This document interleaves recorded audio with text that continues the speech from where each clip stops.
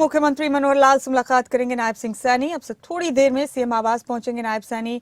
BJP के नवनियुक्त प्रदेश अध्यक्ष हैं नायब सिंह सैनी और उनकी मुलाकात होने वाली है मुख्यमंत्री मनोहर लाल के साथ। अहम खबर दे रहे हैं आपको, अब से थोड़ी ही देर में मुलाकात होगी मुख्यमंत्री के साथ नायब सिंह सैनी की। ये रस्मी मुलाकात है नायब सिंह सैनी की मुख्यमंत्री के साथ। नया ओहदा मिलने के बाद, बीजेपी का प्रदेश अध्यक्ष की जिम्मेदारी संभालने के बाद ये पहली मुलाकात करेंगे आज नायब सिंह सैनी मुख्यमंत्री मनोहर लाल के साथ। यह औपचारिक मुलाकात होगी, रस्मी मुलाकात होगी नायब सिंह सैनी के साथ। उनके कार्यकर्ता भी मौजूद हैं।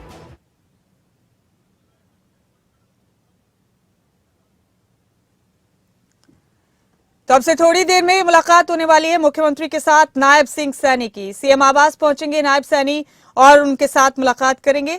आपको बता दें कि जब से उन्हें नई जिम्मेदारी दी गई है, प्रदेश अध्यक्ष बनाया गया है पार्टी का, तब से ये पहली बार मिलेंगे नायब सिंह सैनी मुख्यमंत्री के साथ। इस वक्त की अहम खबर आपके टीवी स्क्रीन पर।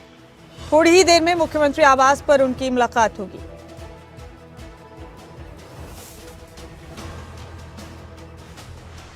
हमारे पॉलिटिकल एडिटर अनिल मोर और हमारे स्टेट हेड जितेंद्र चौधरी दोनों इस अहम खबर पर बने हुए हैं।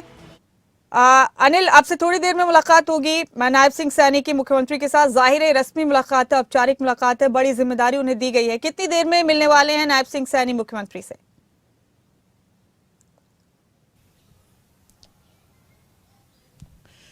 देखिए, मैं आपको बता दूं मुमताज, नायब सिंह सैनी का फिलहाल थोड़ी देर पहले अंबाला में बीजेपी कार्यकर्ताओं की तरफ से स्वागत समारोह किया गया है। अंबाला से नायब सैनी चंडीगढ़ के लिए रवाना हो चुके हैं। सीधा मुख्यमंत्री आवास पर नायब सैनी पहुंचेंगे और मुख्यमंत्री मनोहर लाल का नायब सैनी की तरफ से आभार जताया जाएगा, क्योंकि नायब सैनी को जो बड़ी जिम्मेदारी मिली है, हरियाणा बीजेपी का अध्यक्ष बनाया गया, उसमें कहीं ना कहीं सबसे बड़ा भूमिका जो मुख्यमंत्री मनोहर लाल की तरफ से निभाई गई है। नायब सैनी को मुख्यमंत्री मनोहर लाल के करीबियों में गिना जाता है। नायब सैनी की अगर बात करें, नायब सैनी तकरीबन मुख्यमंत्री से 25 साल से ज्यादा से जुड़े हुए। मुख्यमंत्री मनोहर लाल के साथ नायब सैनी पहले रहते थे, जब मुख्यमंत्री बतौर संगठन मंत्री काम करते थे, तब से नायब सैनी का मुख्यमंत्री मनोहर लाल के साथ साथ है। मनोहर सरकार पार्ट 1 में नायब सैनी को जब राज्य मंत्री बनाया गया था, उसमें भी कहना कि मुख्यमंत्री मनोहर लाल ने अपने विश्वास पात्र पर पूरा विश्वास जताया था। और अब नायब सैनी को जो जिम्मेदारी मिली है, क्योंकि जब सुभाष बराला को भी जब चर्चाएं थी कि बदला जाएगा, जब प्रदेश अध्यक्ष ओम प्रकाश धनखड़ को बनाया गया था, उस वक्त भी नायब सैनी का नाम आया था कि नायब सैनी हरियाणा बीजेपी के अध्यक्ष हो सकते हैं। लेकिन उस वक्त नायब सैनी की किस्मत नहीं खुली थी, ओम प्रकाश धनखड़ को जिम्मेदारी दी गई थी। लेकिन अब हरियाणा बीजेपी अध्यक्ष ओम प्रकाश धनखड़ को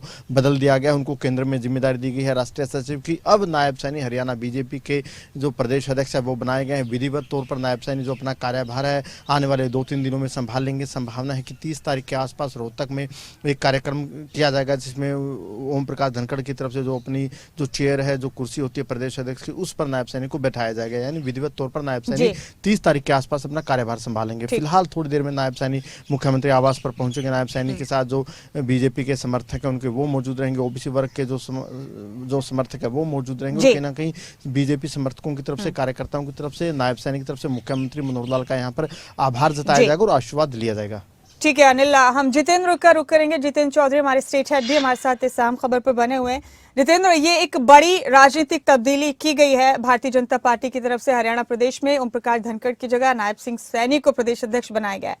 जान सकते हैं जितेंद्र तफसील से, किस तरह के राजनीतिक समीकरण को साधने की कोशिश की है पार्टी ने नायब सिंह सैनी को यह जिम्मेदारी देकर?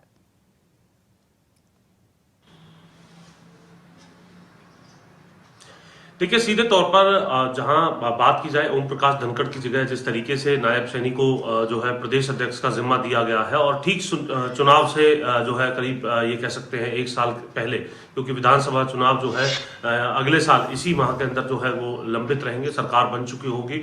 और दूसरी तरफ अगर हम बात करें तो लोकसभा का चुनाव भी है, और ऐसी स्थिति में सबसे बड़ी चुनौती भारतीय जनता पार्टी के लिए हरियाणा के अंदर जो रहने वाली है, वो 10 की 10 लोकसभा सीट जो अभी भाजपा के खाते में है, उन्हें बरकरार रखना जो है वो सबसे पहली और बड़ी चुनौती जो है वो देखने के लिए मिलेगी। क्योंकि अपने आप में एक संगठन जो है वो ओम प्रकाश धनखड़ की अध्यक्षता में जो है वो प्रदेश के अंदर जरूर खड़ा हुआ था, लेकिन अब नायब सैनी के आने के बाद कुछ तब्दीलियां जो हैं वो जरूर देखने के लिए मिलेंगी, चाहे वो जिला स्तर पर हो, ब्लॉक स्तर पर हो या प्रदेश स्तर पर हो।